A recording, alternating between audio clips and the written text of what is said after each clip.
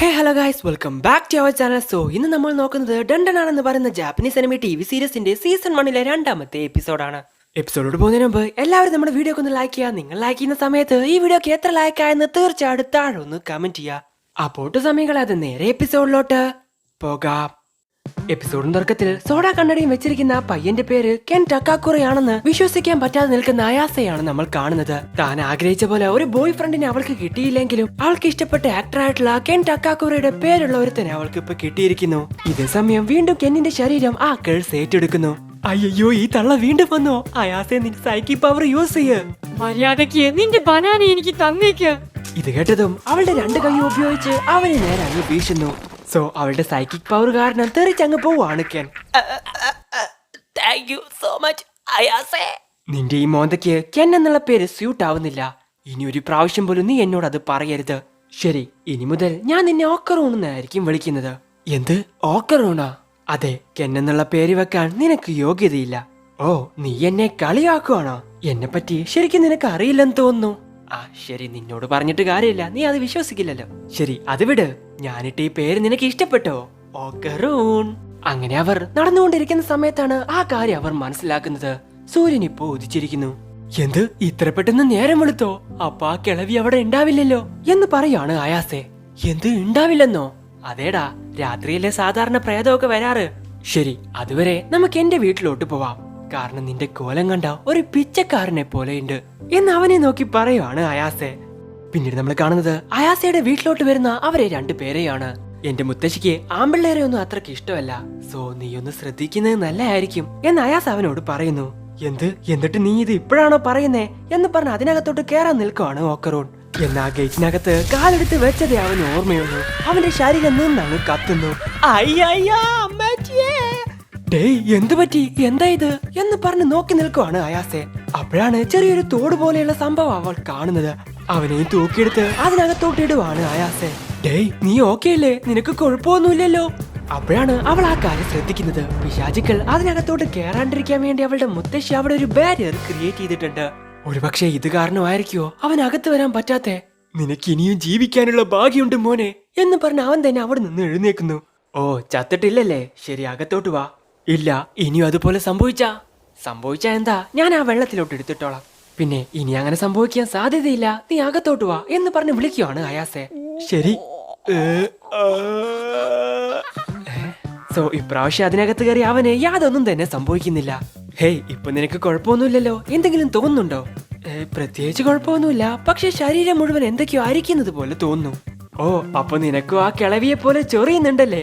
അത് മാത്രമല്ല, നിന്റെ ഹെയർ സ്റ്റൈൽ കാണാൻ കോമഡി ആയിട്ടുണ്ട് എന്നും പറഞ്ഞ് ചിരിച്ചുകൊണ്ടിരിക്കുകയാണ് അയാസെ.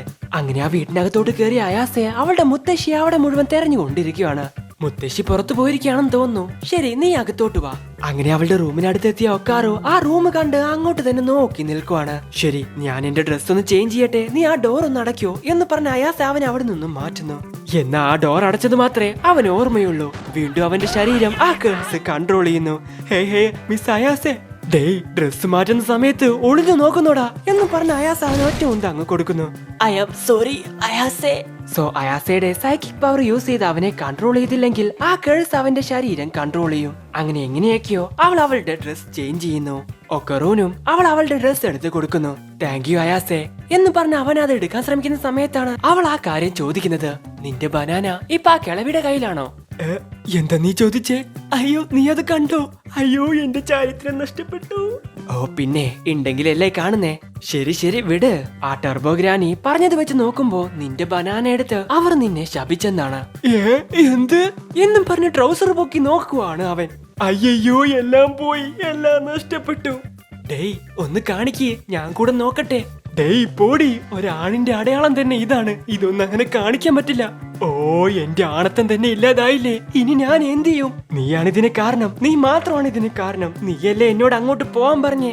ഓ, പിന്നെ നീയല്ലേ ഏലിയൻ മണ്ണാങ്കട്ട എന്നൊക്കെ പറഞ്ഞ് ഓരോ ചലഞ്ച് ചെയ്തേ. കണ്ടാ മാത്രമേ നീ വിശ്വസിക്കൂ എന്ന് പറഞ്ഞത് കൊണ്ട് ഞാൻ നിന്നെ അങ്ങോട്ട് പറഞ്ഞു വിട്ടു. അത് എന്റെ കുറ്റമാണോ? എനിക്ക് കിട്ടിയ അവസരം മിസ് ചെയ്യരുതെന്ന് ഞാൻ വിചാരിച്ചു. എനിക്കെന്ന് പറയാൻ ഒരിക്കലും ഒരു ഫ്രണ്ട് ഉണ്ടായിട്ടില്ല. അതാ നിന്നെ കണ്ടപ്പോ എന്റെ ഫ്രണ്ട് ആക്കിയാ നന്നായിരിക്കും എന്ന് തോന്നിയത്.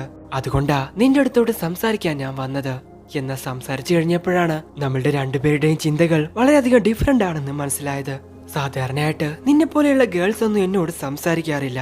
എന്നോട് ക്ഷമിക്ക്. ഞാൻ കാരണം ഇപ്പൊ നിനക്ക് ഒരുപാട് പ്രശ്നങ്ങൾ ഉണ്ടായി. ഇതെല്ലാം അവസാനിച്ചതിന് ശേഷം പഴയതുപോലെ നീ എന്നെ മൈൻഡ് പോലും ചെയ്യേണ്ട ആവശ്യമില്ല.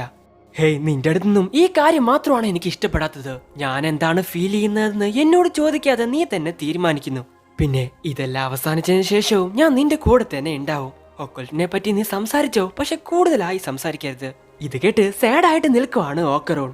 ഡേയ്, എന്തെങ്കിലും ഒന്ന് പറയടാ, നിനക്ക് പ്രാന്താടി എന്ന് പറയാണ് അവൻ. എന്ത്? പോവാണെങ്കി അങ്ങ് പോട്ടെ എന്ന് വിചാരിച്ച് എന്തെങ്കിലും പറഞ്ഞ് സമാധാനിപ്പിക്കുമ്പോ നീ തലേ കേറുന്നോടാ. ഓ, നിനക്ക് തോന്നിയതൊക്കെ നീ പറഞ്ഞുകൊണ്ടിരിക്കുമ്പോ അതൊക്കെ ഞാനിരുന്ന് കേൾക്കണോന്നാണോ നീ പറയുന്നേ? അങ്ങനെ രണ്ടുപേരും അവിടെ അടികൂടിക്കൊണ്ടിരിക്കുന്ന സമയത്താണ് കോളിംഗ് ബെൽ ആരോ അടിക്കുന്നത്. ഓ, നിന്റെ മുത്തശ്ശി വന്നെന്ന് തോന്നുന്നു. ഇല്ല, മിണ്ടാണ്ടിരിക്കുക. ഈ കോളിംഗ് ബെൽ ഞാൻ ഇതുവരെ കേട്ടിട്ടില്ലല്ലോ. ഈ വീട്ടിൽ 2 കോളിംഗ് ബെൽ ഉണ്ടെന്ന് മുത്തശ്ശി പണ്ട് എന്നോട് പറഞ്ഞിരുന്നു. ഒന്ന് മനുഷ്യർക്ക് വേണ്ടി, മറ്റൊന്ന് സ്പിരിറ്റ്സിന് വേണ്ടി. അപ്പോഴാണ് അവിടെ ഇരിക്കുന്ന ആ താലിസാമൺ അവൾ കാണുന്നത്. സോ സ്പിരിറ്റ്സ് അകത്തോട്ട് കയറാണ്ടിരിക്കാൻ വേണ്ടി അവളുടെ മുത്തശ്ശി വെച്ച ബാരിയർ ആണ് അവൾ അവിടെ നിന്നും എടുത്ത് മാറ്റിയിരിക്കുന്നത്. ഓ മൈ ഗോഡ്, പുറത്തെന്തോ നിൽക്കുന്നുണ്ട്. നമ്മൾ ഇനി എന്ത് ചെയ്യും എന്ന് ചോദിക്കുകയാണ് ഓക്കറോൺ. ഈ താലിസാമൺ എടുത്ത സ്ഥലത്ത് തന്നെ വെക്കണം. ദുഷ്ടശക്തി വല്ലതും ആണെങ്കിൽ അത് അപ്പൊ തന്നെ പോകും. അങ്ങനെയാണെങ്കിൽ ഇത് എന്നെ ഇല്ലാതാക്കില്ലേ എന്ന് ചോദിക്കുകയാണ് ഓക്കറോൺ. ശരിയാ, അപ്പൊ നീ ഇവിടെ നിന്ന് ആദ്യം രക്ഷപ്പെടാൻ നോക്ക്.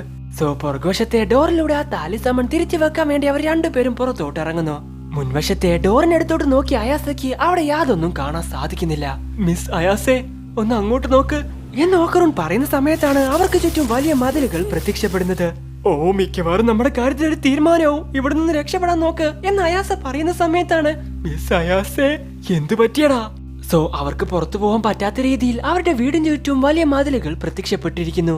ഇവിടെ നിന്ന് രക്ഷപ്പെടണമെങ്കിൽ ഇത് അവിടെ വെച്ചേ പറ്റൂ. ആ ഗേറ്റുമായിട്ട് ഈ മതിലുകളെല്ലാം പുറത്തു നിന്നുമാണ് കണക്ട് ആയിരിക്കുന്നത്. സോ ഈ ഗേറ്റിന് പുറത്ത് ഇത് വെച്ചാൽ മാത്രമേ നമ്മളെ കൊണ്ട് രക്ഷപ്പെടാൻ സാധിക്കൂ. ഓച്ചേ, ഇനി നമ്മൾ എന്ത് ചെയ്യും എന്ന് പറഞ്ഞ അയാസ ചിന്തിക്കുന്ന സമയത്താണ് അവളുടെ മൂക്കിൽ നിന്നും ബ്ലഡ് വരുന്നത് അവൾ ശ്രദ്ധിക്കുന്നത്. ഓ, പ്രശ്നം വീണ്ടും വലുതായിക്കൊണ്ടിരിക്കുവാണല്ലോ. മിസ് അയാസെ, എന്നെ രക്ഷയ്ക്ക്. ഹേ ഓക്കറു, നിനക്ക് എന്ത് പറ്റി? ഈ കറുത്ത പുകയാണ് ഇതിന് കാരണമെന്ന് തോന്നുന്നു. മനുഷ്യരെല്ലാവരും വൃത്തികെട്ടവരാണ്, പ്രോമിസ് ബ്രേക്ക് ചെയ്യുന്നവരാണ് എന്ന് പറഞ്ഞ് അത് ഇവരെ അങ്ങ് അറ്റാക്ക് ചെയ്യുന്നു. അവർ രണ്ടുപേരും അതിൽ നിന്ന് ഒഴിഞ്ഞു മാറുന്നുണ്ടെങ്കിലും അവരുടെ കയ്യിലുണ്ടായിരുന്ന ആ താലിമണ്ണിനെയും കൂട്ടി ആ രൂപ ചുമരിൽ ഒറ്റയിടി അങ്ങ് ഇടിക്കുന്നു. ഓടിക്കട കുട്ടാ എന്ന് പറഞ്ഞ് അവർ രണ്ടുപേരും ഓടിക്കൊണ്ടിരിക്കുകയാണ്. പെട്ടെന്ന് ആ മോൺസ്റ്റർ തന്റെ കൈ ഉപയോഗിച്ച് അങ്ങ് വീശുന്നു. അതിന്റെ ഫോഴ്സ് കാരണം രണ്ടുപേരും തെറിച്ചങ്ങ് പോകുന്നു. മര്യാദയ്ക്ക് നിന്റെ ബനാന എനിക്ക് തന്നേക്ക് എന്ന് പറഞ്ഞ ആ മോൺസ്റ്റർ വീണ്ടും ഇവരെ അറ്റാക്ക് ചെയ്യാൻ ശ്രമിക്കുന്നു. അതിൽ നിന്ന് രക്ഷപ്പെട്ട അവർ രണ്ടുപേരും, ഹേയ്, എല്ലാവരും എന്താ അത് തന്നെ ചോദിക്കുന്നേ? ഓ, ഇങ്ങനെ ഒരു സാഹചര്യത്തിൽ ചോദിക്കാൻ പറ്റിയ ചോദ്യമാണല്ലോ അത്. ആദ്യം ഈ ഏലിയനെ നമ്മൾ എന്ത് ചെയ്യും? തീർച്ചയായിട്ടും ഇതൊരു ഫ്ലാറ്റ് ഫുഡ്സ് മോൺസ്റ്റർ ആയിരിക്കും. പണ്ട് കാലങ്ങളിൽ അമേരിക്കയിലെ ഫ്ലാറ്റ് ഫുഡ്സ് എന്ന സ്ഥലത്താണ് ഇതിനെ ആദ്യമായിട്ട് കണ്ടുപിടിച്ചത്. ജപ്പാനിലെ യാമനാഷിയിലും ഇതിനെ കണ്ടെത്തിയിട്ടുണ്ട്. ഇത് ശരിക്കും ഒരു ഏലിയനാ എന്ന് പറയുകയാണ് ഓക്കറോൺ. അങ്ങനെയാണെങ്കിൽ ആ ഡോർബെൽ എന്താ പറയുന്നേ? പ്രേതവും ഏലിയൻസും ഒന്നാണോ? ഇതിനെപ്പറ്റി ഒരുപാട് റിസർച്ച് നടന്നിട്ടുണ്ട്. സ്പിരിച്വൽ ഫിനോമിനെ കാണാൻ സാധിക്കുന്നവരെ കൊണ്ട് UFOനെയും കാണാൻ സാധിക്കും. അതിനർത്ഥം പ്രേതത്തിനും ഏലിയൻസിനും നടുവിൽ കോമൺ ആയിട്ടുള്ള എന്തോ ഒരു കാര്യമുണ്ട്. പെട്ടെന്ന് എന്തെങ്കിലും ചെയ്തില്ലെങ്കിൽ ഈ സ്മോക്കിൽ പെട്ട് നമ്മൾ രണ്ടും തീരും. ഇതിന്റെ കൂടെ ഫൈറ്റ് ചെയ്യണമെങ്കിൽ ഞാൻ എന്റെ പവേഴ്സ് യൂസ് ചെയ്യേണ്ടി വരും. പക്ഷെ അത് കാരണം നിനക്കും പ്രശ്നം ഉണ്ടാവും. മിസ് അയാസെ, പണി പാളി. നോക്കുന്ന സമയത്ത് ആ കേഴ്സ് അവന്റെ ശരീരം വീണ്ടും കൺട്രോൾ ചെയ്യാൻ ശ്രമിച്ചുകൊണ്ടിരിക്കുകയാണ്. അയ്യോ, വേദനിക്കുന്നേ എന്ന് പറഞ്ഞ് അവൻ തലപിടിച്ച് നിൽക്കുന്ന സമയത്ത് അവന്റെ തലരൂപം മാറുവാണ്. നോക്കുന്ന സമയത്ത് അവന്റെ കൈ മാത്രം ഇപ്പോഴും പഴയതുപോലെ തന്നെ നിൽക്കുന്നു. അപ്പോഴാണ് എന്തോ ഒരു കാര്യം ഓക്കറോണും മനസ്സിലാവുന്നത്. മിസ് അയാസെ, ഇതിനി ഞാൻ നോക്കിക്കോളാം. ആ കേഴ്സ് എന്നെ കൺട്രോൾ ചെയ്താലും കുഴപ്പമില്ല. ഏലിയൻസിനെ ഞാൻ ഒരിക്കലും പേടിക്കില്ല. ആ കേഴ്സിനെ കൊണ്ട് എന്റെ ബോഡി മാത്രമേ കൺട്രോൾ ചെയ്യാൻ സാധിക്കൂ. എന്റെ മനസ്സ് കൺട്രോൾ ചെയ്യാൻ സാധിക്കില്ല. ഹേയ്, പറയാൻ ഇത്ര എളുപ്പമാണെങ്കിലും ചെയ്യാൻ അതുപോലെയല്ല. ഞാനിപ്പോഴും എന്റെ മുഴുവൻ പവറും കൺട്രോൾ ചെയ്യാൻ പഠിച്ചിട്ടില്ല. എല്ലാം നല്ല രീതിയിൽ അവസാനിച്ചു കഴിഞ്ഞാൽ മുത്തശ്ശിയുടെ പവറും കൺട്രോൾ ചെയ്യാൻ നിന്നെ കൊണ്ട് സാധിക്കും. സോ ഇത് കേട്ട് അയാസെ അവൻ ചിന്തിക്കുന്നത് പോലെ അവന്റെ ബോഡി കൺട്രോൾ ചെയ്യാൻ ഇവൾ ശ്രമിക്കുന്നു. പെട്ടെന്നാണ് ആ മോൺസ്റ്റർ ഇവരെ അറ്റാക്ക് ചെയ്യുന്നത്. സത്യം പറഞ്ഞ ഈ പവർ ശരിക്കും വേറെ ലെവലാണ്. എന്ത്, ആള് തന്നെ മുഴുവനായിട്ടും മാറിയല്ലോ. എന്റെ മൈൻഡിനകത്ത് എല്ലാം അതുപോലെ തന്നെയുണ്ട്, പക്ഷേ എന്തോ ഒന്നും മാറിയിട്ടുണ്ട്. ഡേയ്, നിന്റെ ശബ്ദം എന്താ ഇങ്ങനെ? എന്നോട് ക്ഷമിക്ക്, ഞാൻ വളരെ ഡിഫറെന്റ് ആണെന്ന് നിനക്ക് അറിയില്ലേ? ഞാനിപ്പോഴും ജീവനോടെയുണ്ട്. ഞാൻ അപ്പൊ തന്നെ മരിച്ചിരുന്നെങ്കിൽ എല്ലാം അവസാനിച്ചേനെ. ഡേയ്, എന്തൊക്കെയാണ് നീ പറയുന്നേ?